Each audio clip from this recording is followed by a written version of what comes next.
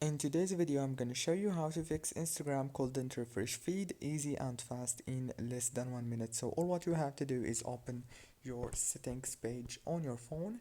As you can see right here, you will find many options. Just go to the apps option, and after that, click again on apps until it take you to this page. Right here on this page, all what you have to do is wait a few seconds, and it will show you all the apps that you have on your phone. So all what you have to do is go to the search bar and search for Instagram like this and click on it. After you click on it, it will take you to this page. Now this is the most important part. All what you have to do is click on force stop and then go to the data usage and make sure to enable the Wi-Fi and the mobile data and go back.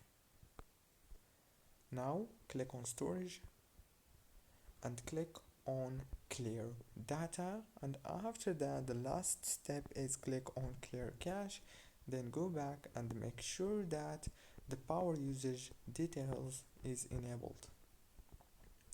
Don't forget to like, subscribe, and thank you so much for watching this video until the end.